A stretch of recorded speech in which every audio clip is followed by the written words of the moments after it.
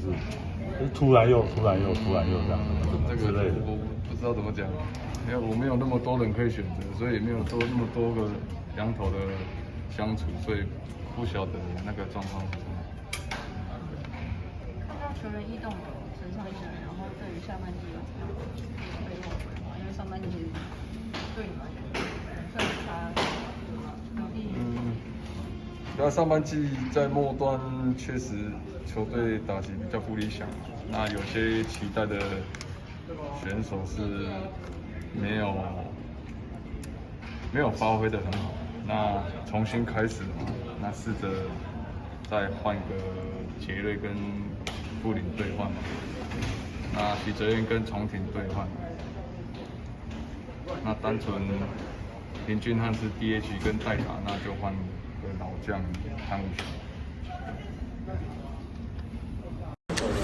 We're just gonna watch him pitch and monitor his fatigue and monitor his pitch execution, and we're gonna let him just be himself out there.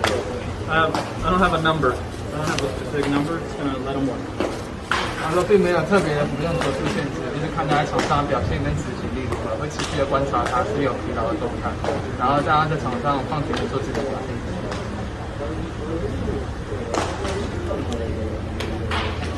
以他的角度而言，他现在看少信的状况，他觉得。How do you think about Shaoxin recently? How have you been doing? I think he looks good. His strength is good. His off-speed pitches are looking sharp. He's getting more and more confident every time he touches the mound. I think he looks good. I think he's anxious to finally just go pitch and get to the next step of this whole process. 我觉得少信整体看起来都很好，身体素质也很好，变化球也是蛮锐利的。那他可能会有点压力吧，大家对他有蛮大的期待，然后在实际场上要投球，其实这一段时间感觉出来他有点压力，但是我是蛮期待他的表现。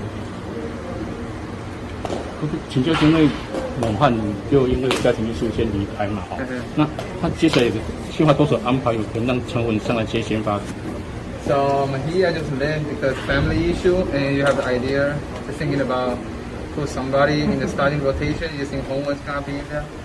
Right now, Hongwen is going to be in the starting rotation, but we're going to be creative and we're going to use multiple pitchers to fill gaps. And we're not going to be traditional. We're going to just figure things out one game at a time and make adjustments when we need to. 他说对，就是一样会让洪文来先发轮子这样，但是我们会希望用一些创意，然后也不会特别的局限说要用什么样的模式，用传统的方法啊，可能会想要使用多一点球员来填补这个空下来的先发投手的职缺。所以是像 open 这样，对，像 open。